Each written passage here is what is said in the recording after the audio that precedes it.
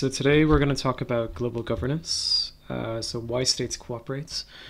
And the theory we're looking at is neoliberal institutionalism. So the last lecture we looked at neorealism, which was really about how states are quite competitive because of the situation of anarchy. Anarchy means that countries need to focus on their security and maximizing power. This is a slightly different theory. It accepts that we live in a system of anarchy, but it says that cooperation between countries is possible.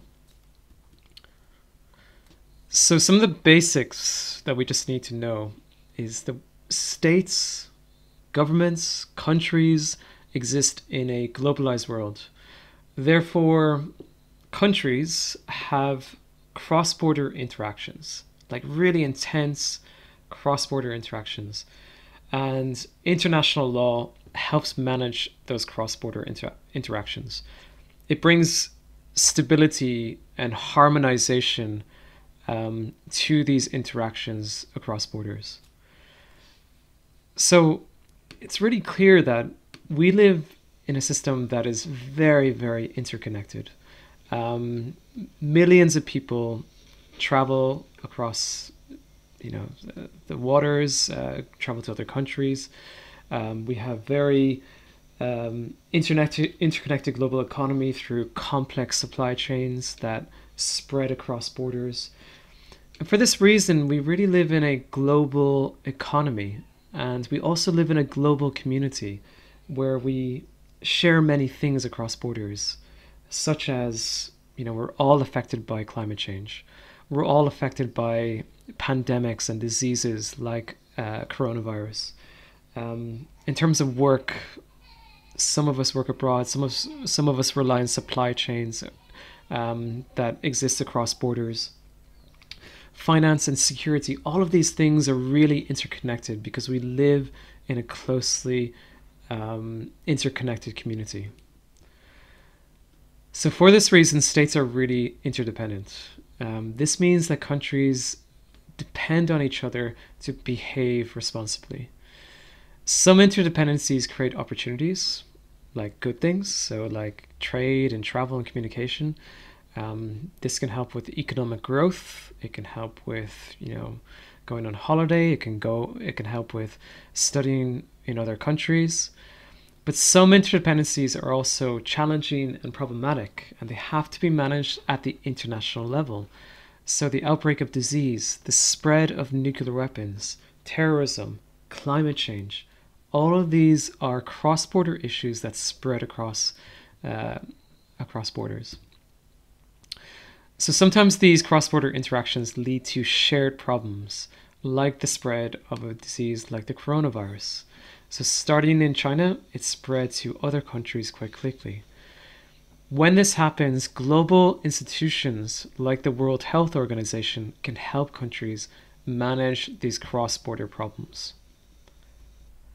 So in a globalizing world, problems and solutions reach across national borders, resulting in a growing need for international collective actions. So by countries pooling their sovereignty together through the creation of global institutions, we can have common strategies of how to deal with these crises.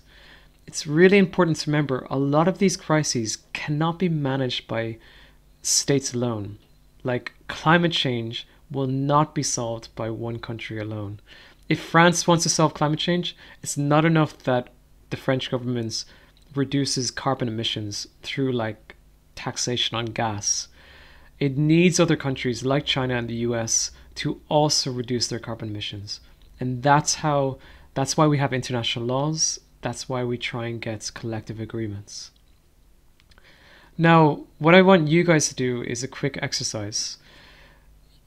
On the left, you can see a number of diseases. You can see war crimes, trade, global poverty, security, nuclear weapons, the environment, financial stability. All of these are kind of cross-border issues that don't stay in one country, but they can spread across borders. Some of them are problems such as, diseases, war crimes, and poverty. And some of them are trying to build prosperity, economic wealth, and better standards of living for people, such as trade and security. So please try and match the issue with the international institution that deals with it. So what I'll do is I'll give you around 2 to 3 minutes to do this. So please go back to this slide, press pause, and see if you can match them.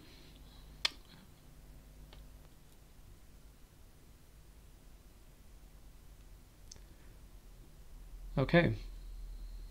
So I'm not going to go through each one. I'll just give you some examples of what these international institutions do. So with the World Trade Organization, it deals with international trade. And it's trying to bring stability to international trade. So it's a forum. It's a place where countries can come together and agree to trade rules that, enhance trust between countries, so that, for instance, if Russia and America are trading with one another, what they want to do is create stability within that trade relationship, so that there are rules in place that countries just can't suddenly adopt protectionist measures against each other that would constitute unfair trade practices. And the World Trade Organization would monitor obedience to these rules. And in cases where one of the countries may break the rules, the other country can bring this case to the World Trade Organization, and the World Trade Organization will arbitrate the trade disputes between the two countries. So it's like a court in a way. Speaking of courts, the International Criminal Court is a court that's set up to prosecute people who commit atrocity crimes like genocide, war crimes, crimes against humanity, most recently the crime of aggression as well. So it is a court to actually investigate and prosecute people who commit these crimes. Now, the reason that this body is quite important is, one, obviously committing atrocity crimes is wrong. These are seen, like genocide is seen as the most serious crime in international law that you can do.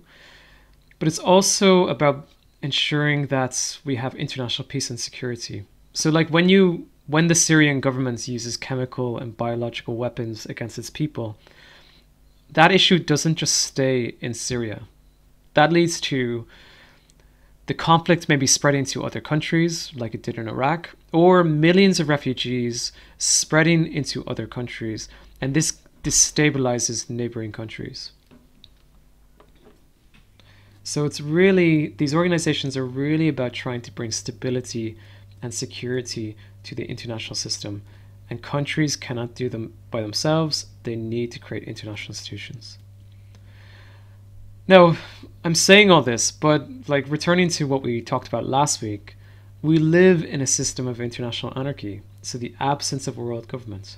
So doesn't this mean that international relations is defined by power politics rather than the rule of law? So power politics is about competition, being more powerful than other countries so that you can have security, investing in your military, increasing your economic power. And this makes global cooperation hard.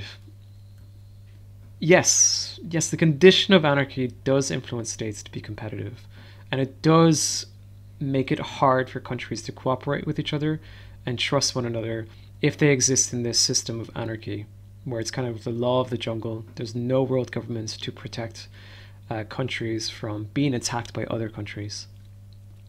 But there's a really important point to make about this. Countries still have a mutual interest in working together. There are still these opportunities that countries want to engage in international trade and commerce, cross-border investments, and financial transactions are happening across borders. People want to travel as well. So countries, in terms of trying to enhance their economic prosperity through things like comparative advantage,